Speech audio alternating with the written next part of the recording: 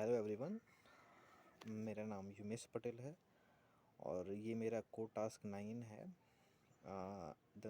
और इसका नाम है इमोशनल रिकवरी, जहाँ मुझे मेरे बचपन से अभी तक मेरे हकलाहट के साथ क्या क्या अनुभव हुए हैं, क्या क्या कभी खुशी या कभी दुख या जो भी कुछ हुआ है, जो भी एक्सपीरियंसेस हुए हैं वो शेयर करना है।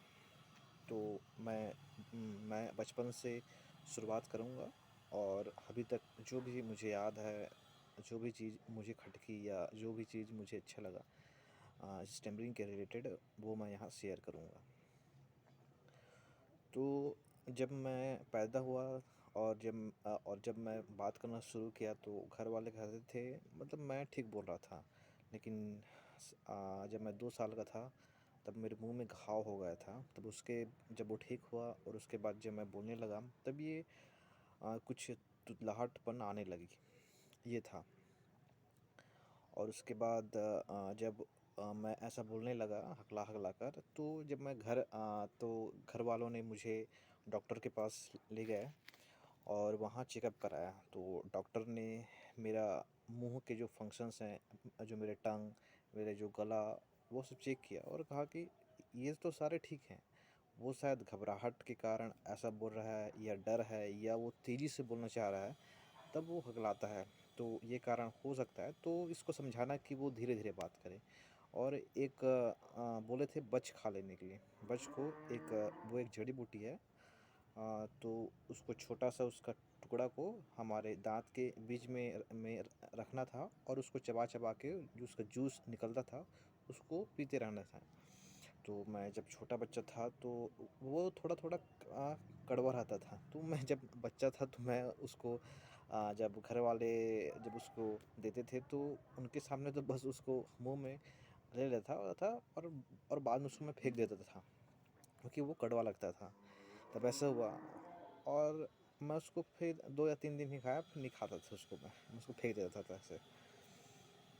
जब उसके बाद धीरे धीरे ऐसा चलते गया और जब मैं क्लास 3rd या 4th में था तो मेरे टीचर्स ने मुझे एक संस्कृत का लेसन पढ़ने के लिए बोला था। वहाँ मैं वो पढ़ नहीं पाया था और मैं वहाँ लिटरली क्राई किया था और मैंने अपने टीचर को बोला कि सर मैं तुतलाता हूँ और मैं बोल नहीं सकता। तो और शायद उस दिन मुझे लगा यार कि ये जो समस्या है शायद बड़ी हो सकती है। जब मैं ऐसा ही बोलता रहूँगा तो काम कैसे चलेगा। तो ये था। लेकिन बाद में अब अब बच्चा कोई भी चीज़ को इतना बार बार याद कैसे रहेगा। तो मैं शायद इसके लिए ज़्यादा बचपन से इतना कंसर्न भी नहीं था कि ये ऐसा होगा। लेकिन हाँ, अ, उस टाइम ये ख्याल ज़रूर आया था। और उसके बाद मैं क्लास 4th तक अपने गांव में पढ़ा। फिर क्लास 5th और 6th के लिए मेरा क्लास 4th हिंदी मीडियम था और क्लास 5th और 6th में मैं इंग्लिश मीडियम, हमारे गांव से 7 किलोमीटर दूर है पिथौरा, जो एक सिटी है, वहाँ मैं शिवा इंग्लिश स्कूल में पढ़ने चला गया। वहाँ चूँकि मैं गांव से था और वहाँ ज़्यादा लोग जो पढ़ते थे वो लोग शहर के थे। वो लोग थोड़ा गाँव वालों को थोड़ा अलग समझते हैं। और ये डिफरेंस मतलब जब मैं छोटा था और उस टाइम था ही, तो वो लोग मुझे बहुत चिढ़ाते थे।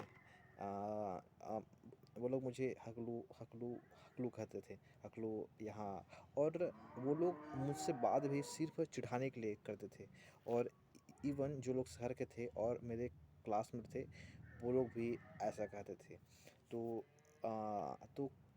काफ़ी दुख होता था ऐसा में। लेकिन वहाँ मैं क्लास 5th और 6th से ही पढ़ा। फिर क्लास 7th से और क्लास 12th तक मैं चले गया रायपुर सिटी। वहाँ मेरे ताऊ जी रहते हैं और मैं वहाँ पढ़ने चला गया। मैं मेरा भाई वहाँ चले गए। रायपुर छत्तीसगढ़ का कैपिटल है। मैं वहाँ पढ़ने लगा। मैं वहाँ क्लास 6 से क्लास 12th तक पढ़ा। वहाँ जो भी फ्रेंड्स मिले, जो भी टीचर्स थे, वे काफ़ी सपोर्टिव थे। ना वो लोग कभी ये फ़ील नहीं अ, हो होने दिया कि मैं ऐसा बोल रहा हूँ तो मैं किसी से कम हूँ या कुछ खराबी है। They were very good and they were very supportive. और मैं पढ़ाई में ठीक भी था। और उसके बाद जब मैं क्लास 9th में था, हाँ, और मैं एक एक और चीज़ शेयर करता था। हम लोग का वहाँ वहाँ स्कूलिंग में प्रोजेक्ट हुआ करता था। हम लोग को प्रोजेक्ट में अपने ही किसी बुक के चैप्टर का एक समरी बनाना होता था और उसको याद करके टीचर के सामने सुनाना होता था। तो मैं तो उसको याद कर लेता था, लेकिन ये मुझे डर रहता था यार कि मैं टीचर के सामने ये अटक अटक के कहूँगा तो वो मुझे मार्क्स देंगे कि नहीं देंगे।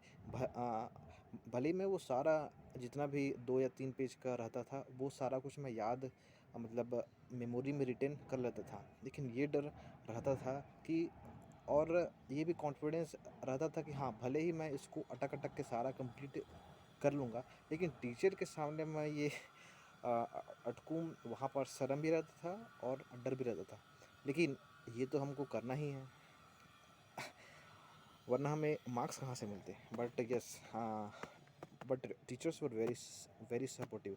मैं उनके सामने ऐसे ही अटक अटक के ही करता था और उसको मैं पूरा करता था। बट यस, टीचर्स लोग मुझे फुल मार्क्स दिया करते थे।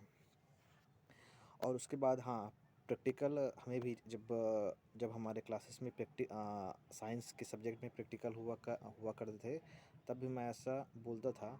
बट मैं सही बोलता था और टीचर्स लोग भी अच्छे मार्क्स देते थे। और जब मैं क्लास 9th में था तो मैं अपने एक टीचर से कहा था कि मैम, मैं ऐसा हकलाता हूँ तो, और मैं ऐसा रुक रुक के बोलता हूँ, तो जो मेरा ड्रीम था कि सिविल सर्विस ज्वाइन करना, तो क्या मैं ये कर पाऊँगा, मतलब लोग क्या कहेंगे। तो मैम ने मेरी स्टैमरिंग को देखने का नज़रिया को बदलने के लिए कहा। मैम ने कहा था कि इसको ऐसा मत देखो, तुम बस ये सोचो कि मेरे को दूसरों से बोलने में ज़्यादा समय लगता है सेम चीज़ को, बस यही सोचो और अभी के लिए तुम अपने पढ़ाई में फोकस करो और ये धीरे धीरे ठीक हो ही जाएगा। लेकिन मुझे ये डाउट हुआ करता था यार कि मैं बचपन से ये 10th क्लास पहुंच गया तो ये ठीक कैसे होगा, ये ठीक कैसे होगा, तो ये डाउट हुआ करता था। और मेरे गांव में भी ऐसा 2-3 लोग हैं जो लोग ऐसे ही बात करते थे।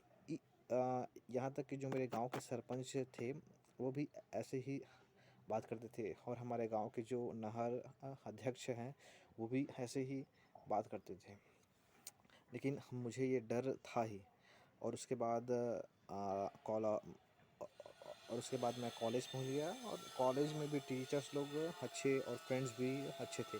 लेकिन मुझे ये नहीं पता था कि मेरे पीठ पीछे कोई भी क्या बोलता था, ये चीज़ मुझे नहीं पता। लेकिन हाँ, वो सभी का बिहेवियर मेरे से बहुत अच्छा था।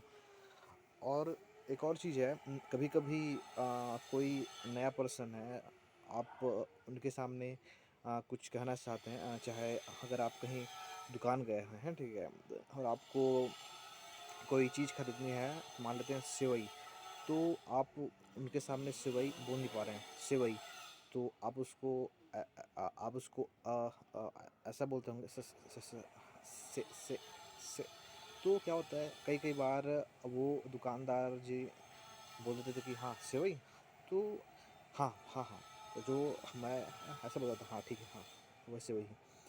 लेकिन ये चीज़ बहुत ख़राब लगती थी यार कि मैं एक सेवई शब्द नहीं बोल पा रहा हूँ, और सामने वाला मतलब मेरे बोलने से ही पहले उसको जज करके बोल रहा है, तो ये चीज़ बहुत डिप्रेसिंग फील करा देती थी। और ये डिप्रेसिंग फील से मैं कई सारी चीज़ों में भाग भी नहीं ले पाया, जहाँ पास बोलने के लिए, जहाँ बोलना एक इम्पॉर्टेंट थिंग था, लाइक डिबेट्स या कहीं पास स्पीच देना है। तो जब भी अगर अगर अगर क्लास में ही अगर स्पीच देनी रहती थी तो मैं काफ़ी पीछे रहता था। क्यों? क्योंकि शर्म था। भले ही कॉन्फिडेंस था, जो भी चीज़ बोलना था वो मैं दूसरों से बढ़िया तरीके से भी बोल सकता था, और अभी भी बोल सकता हूँ। लेकिन ये जो डर रहता था ना, वो डर मतलब खुद का ग्रोथ ही कराने नहीं दिया। ये जो हकलाहट का डर था वो खुद का ग्रोथ ही कराने नहीं दिया। और हाँ, जब मैं अपने एक मैं आपको इंसिडेंट सुनाता हूँ जो काफ़ी इंस्पायरिंग था मेरे लिए। जब मैं क्लास जब मैं सेकंड ईयर में था कॉलेज के, वहाँ हम लोग का सिलेक्शन आईआईटी मंडी में एमटीटीएस ट्रेनिंग के लिए हुआ था। ये एमटीटीएस ट्रेनिंग 10 डेज़ के लिए रहता है, जो central ministry of education India कराता है। वहाँ पास वो हुआ था हमारा आईआईटी मंडी हिमाचल प्रदेश में। वहाँ डिफरेंट आईआईटीज़ के प्रोफेसर आते हैं और वो हम लोग को मैथ को डिफरेंट वे से देखना सिखाते थे। तो वहाँ हम लोग गए थे, मैं, मेरा दोस्त और एक हमारी सीनियर दीदी गई थी हमारे कॉलेज से। हम लोग 3 लोग गए थे। जहाँ वहाँ के डायरेक्टर, आईआईटी मंडी के डायरेक्टर थे प्रोफेसर गोंजाल्वेस, और वो अभी भी वहाँ के डायरेक्टर ही हैं। उनका फर्स्ट डे स्पीच था और मुझे जान के बहुत हैरानी हुई। वो प्रोफेसर गोंजाल्वेस जो आईआईटी के डायरेक्टर हैं, आ, और उन्होंने अपना पीएचडी हार्वर्ड से किया था, और उनके पास स्टैनफोर्ड की भी डिग्री है। शायद वहाँ से वो एमबीए किए थे, और वो पीएचडी भी हैं। वो स्टैमरिंग कर रहे थे, और मतलब बहुत ज़्यादा स्टैमरिंग कर रहे थे वो, बट वो फिर भी पोडियम के सामने स्पीच दे रहे थे। और वहाँ जितने भी डिफरेंट आईआईटी से आए हुए वे प्रोफेसर्स और हम सारे बच्चे जो डिफरेंट डिफरेंट कॉलेजेस से गए थे, हम सब उनको समय दे रहे थे, और हम सब लोग उनको सुन रहे थे।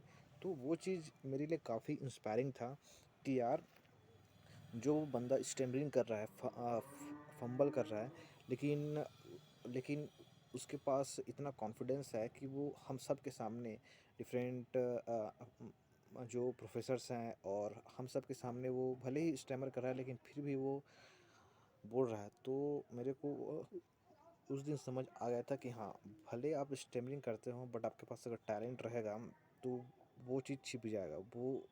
लोग आपके स्टैमरिंग के ऊपर इतना ध्यान नहीं देंगे, बट आपके पास ये टैलेंट होना चाहिए।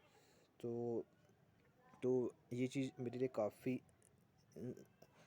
इंस्पायरिंग था, और ये चीज़ मुझे बहुत काफ़ी अच्छा लगा था। और हाँ, एक और चीज़, जब मैं क्लास 10th में था, मेरे परिवार में एक भैया हैं, डॉक्टर जीवन पटेल। तो मैं उनके पास गया था कि भैया, ये जो स्टैमरिंग है, जो समस्या है, क्या यहाँ जो मेरे जीव में कुछ समस्या है, वो कुछ जीव के लिए तो नहीं, जीव के कारण तो नहीं है कि मैं ऐसा तुतलाता हूँ। तो भैया ने कहा था, हाँ, किसी किसी बच्चे में ये टंग टाई रहता है, जो ये हमारे जीभ के नीचे, कई डॉक्टर्स कहते हैं कि ये जो चिपका रहता है, इसीलिए ये स्टैमरिंग होती है। तो जीवन मैंने कहा, हाँ, कई लोग को रहता था, तो अगर तू चाहता है कि यहाँ के जो ये जीभ के नीचे वाले चीज़ को काटना है, तो वो मैं कर दूंगा। तो भैया ने ये जीभ के नीचे को काटा भी था, बट उससे कुछ फ़र्क नहीं पड़ा। वो तो कुछ महीने के बाद फिर से जुड़ गया, लेकिन उससे खासा फ़र्क लेकिन उससे खासा फ़र्क पड़ा नहीं था। और उस दिन भैया ने वो भैया ने जीभ का ऑपरेशन करने से पहले कहा था, यार देख, या तो ये तेरा स्टैमरिंग ठीक हो जाएगा, या तो स्टैमरिंग ठीक ना होगा।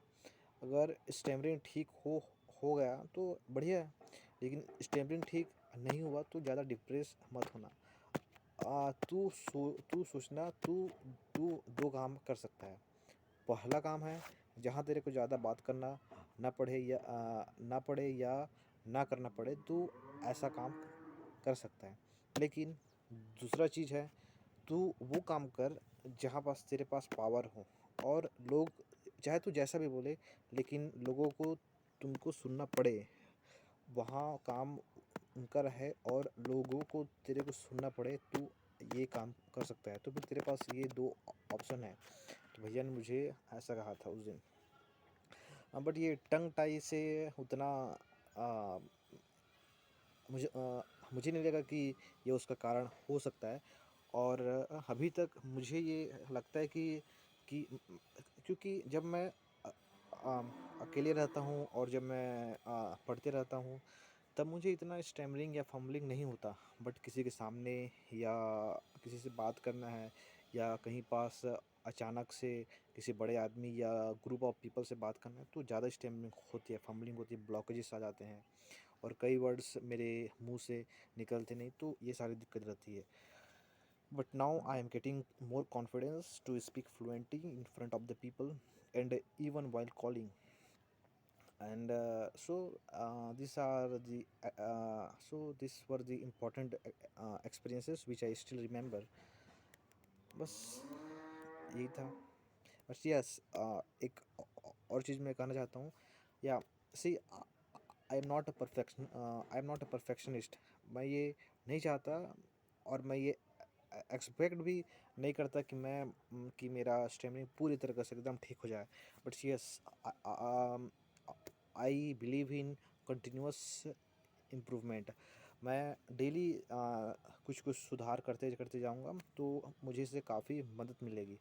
और मैं चाहता हूँ कि मेरे अंदर और कॉन्फिडेंस आए, कि चाहे मैं जैसे भी कहूँ बस उसको बोलूँ और एक ये कॉन्फिडेंस रहे। Yes, thank you.